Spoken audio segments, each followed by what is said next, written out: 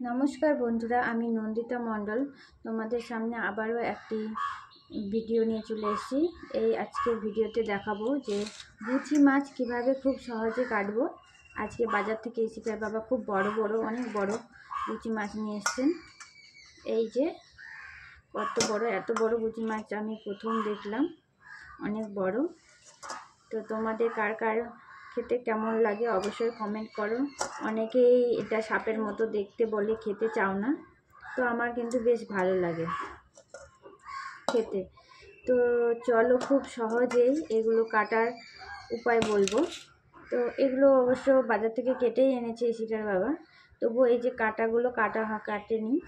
তো এগুলো আমি কাঁচির সাহায্যে কীভাবে কাটবো সেটাই দেখাচ্ছি। এই যে বড়, এইখানে একটা সব থেকে বড় কাঁটা থাকে, এই কাঁটাটা খুবই একবার যদি হাতে লাগে তো রক্ত বের করে দেয়। এই যে এটা আমি তো এই যে দেখতে পাচ্ছ, এইটা এইভাবে কাঁচি দিয়ে কেটে নেব খুব সহজে।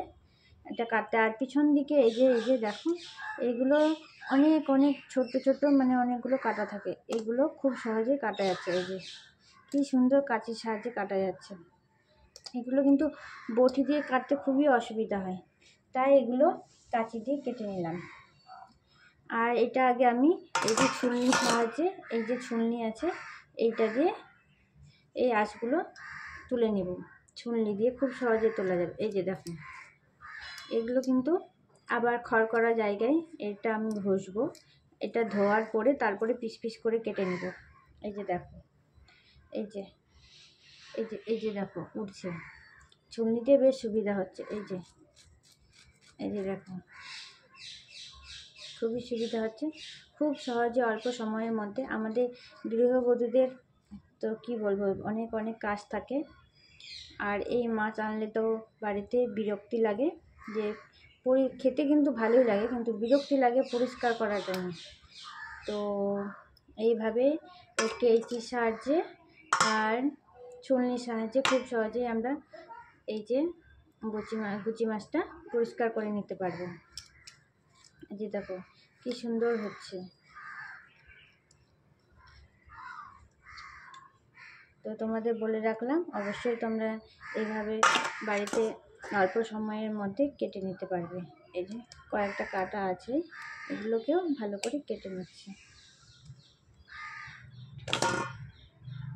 তো এটা আবার তোমাদেরকে দেখাবো পুরো পরিষ্কার করে নেওয়ার পরে। এটা একটু পরিষ্কার করতে সময় লাগবে, তো আর কিছুক্ষণ পরে আবার তোমাদের সাথে দেখাচ্ছি।